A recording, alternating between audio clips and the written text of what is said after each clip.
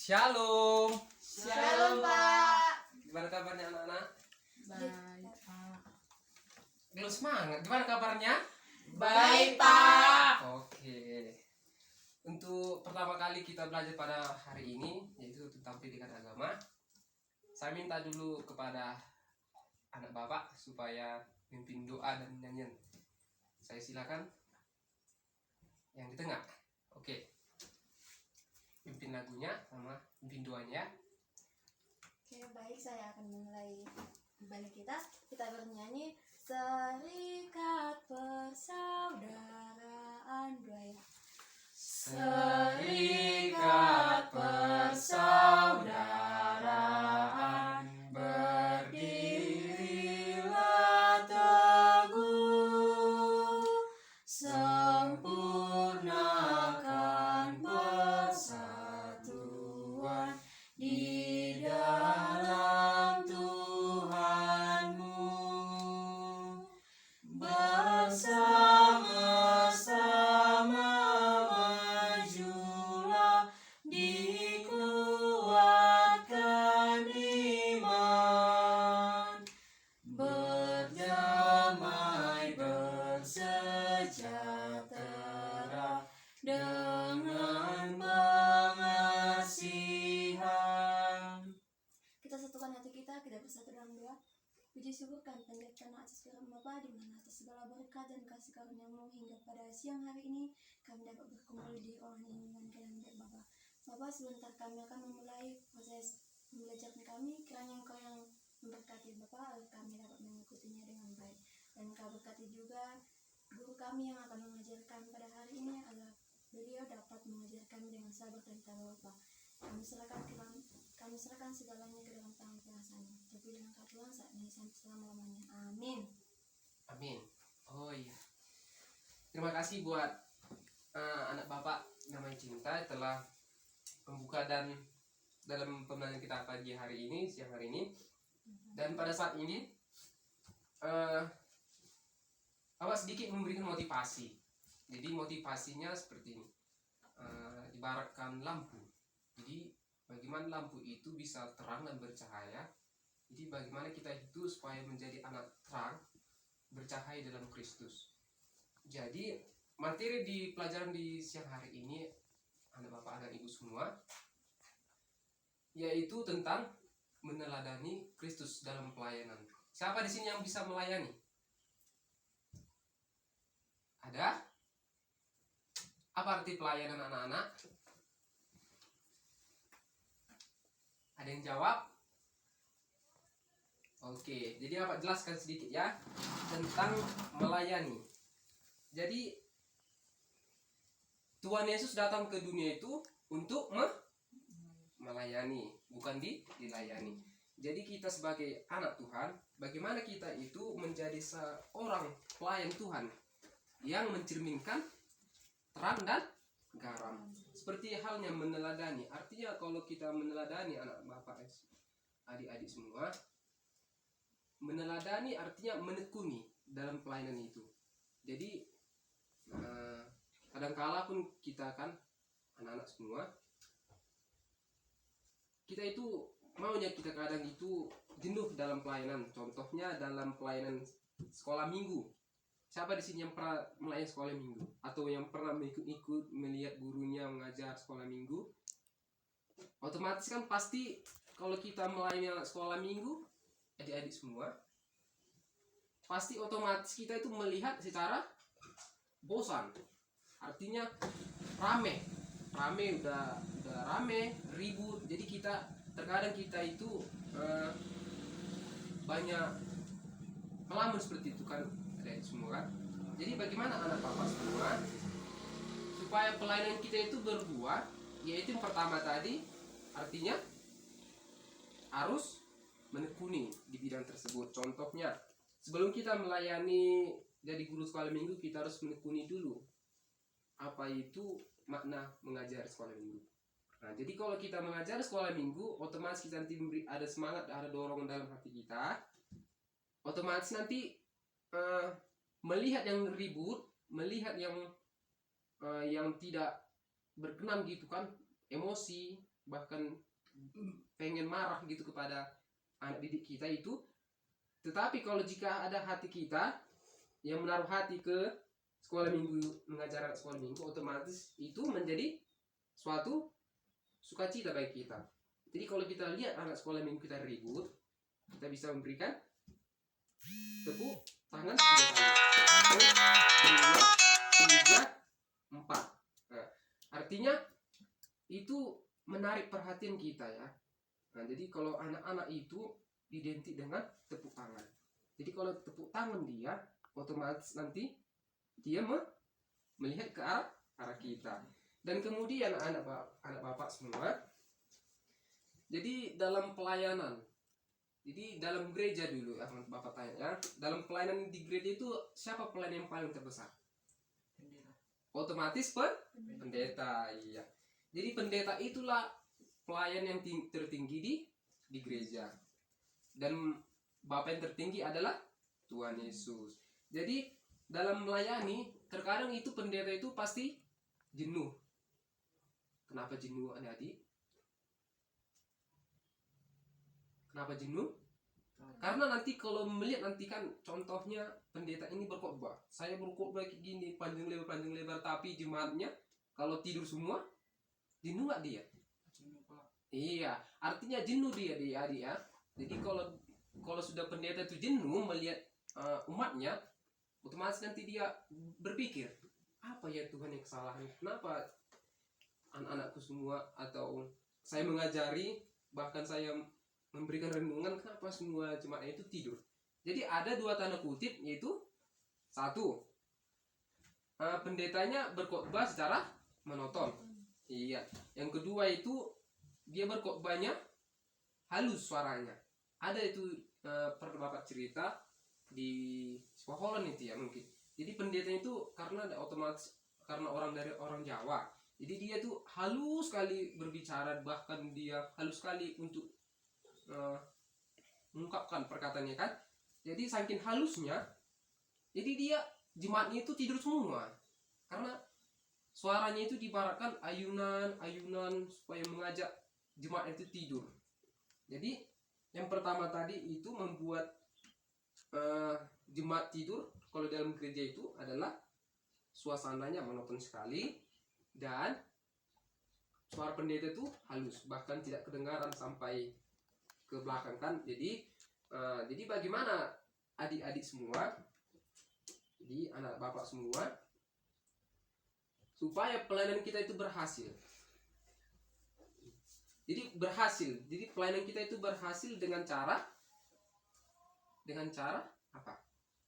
Pelayanan yang berhasil itu dengan cara memberi penopangan pada di depan kita itu Tuhan Yesus sebagai juru pemandu kita. Jadi kalau nggak ada Tuhan Yesus di depan kita, otomatis pelayanan itu gagal. Iya, gampang bosan, bahkan dia nanti meninggalkan pelayanan itu dan lari ke entah kemana. Karena apa? Karena dia tidak menekuni dalam pelayanan itu, anak-adik semua.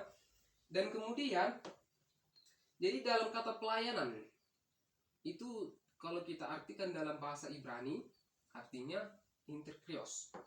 Artinya melayani, pelayanan. Melayani yang membutuh pelayanan. Jadi ada kalanya kita itu menjadi seorang pelayan bukan hanya di gereja saja. Kalau di gereja saja kita melayani itu sudah hal yang biasa didengar orang kan, jadi semua sudah biasa didengar orang, oh kamu pelayanan di mana? Di gereja, otomatis contoh gitu kan.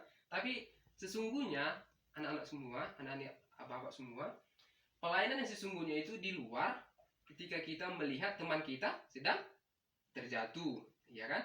Jadi bagaimana teman kita terjatuh, jatuhlah teman kita, otomatis kita tolong. Jangan kita ketawai seperti itu kan. Contoh kalau kita ketawai teman kita yang jatuh, otomatis kita situ sudah tidak melayani.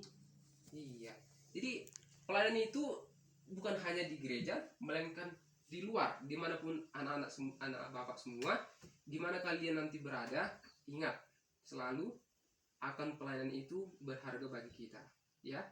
Jadi pelayanan itu sangat indah jika kita tekuni, bahkan kita memberikan hati kita.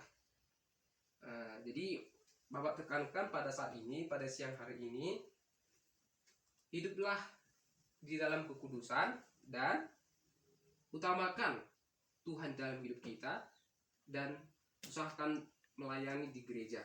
Bentuk apapun anak-anak semua, pelayanan yang kalian berikan kepada gereja itu sangat berharga bagi Tuhan, karena Tuhan memberikan talenta. Jadi anak-anak Bapak dulu semua, siapa di sini yang pandai bermain musik? Ada? Ada Pak. Iya. Jadi kalau tidak ada anak Bapak semua yang tidak pandai bermain musik, coba kita gali. Coba kita gali itu apa yang kita dapat. Contohnya dalam bernyanyi.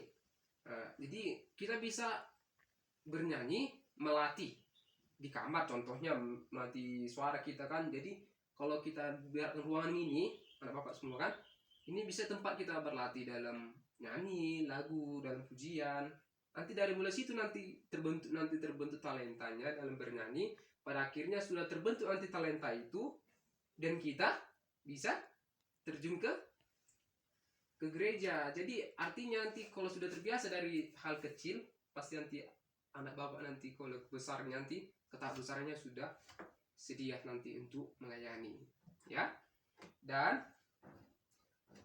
Bapak minta nanti kalau untuk minggu depan buat dulu jadwal kalian, dan untuk tahun ini anak-anak Bapak semua usahakan dulu buat dulu kertas lembar seperti ini, buat pelayanan apa yang bisa kalian kontribusikan, memberikan hati anak-anak semua ke gereja, dan meminta semua tanda tangan dari ketua atau jemaat yang ada di situ, ya anak Bapak semua, ya.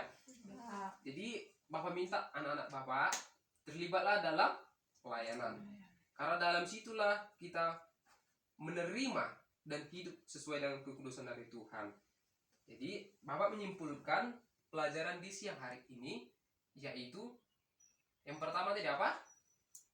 Melayani dengan setulus hati. Dan kedua, jangan bersungut-sungut dalam pelayanan. Dan ketiga itu setialah mengikut Kristus. Dan keempat, jaga kekudusan. Karena anak Bapak ya tidak mau melihat anak Bapak itu terjerumus dalam dosa. Contohnya pergaulan bebas, merokok, judi-judian. Dan Bapak berharap semua itu kalian menjadi anak yang berhasil, ya. Amin. Pak, amin Pak. Iya. Jadi untuk PR minggu depan. Jadi PR minggu depan itu apa tadi anak-anak? Hah?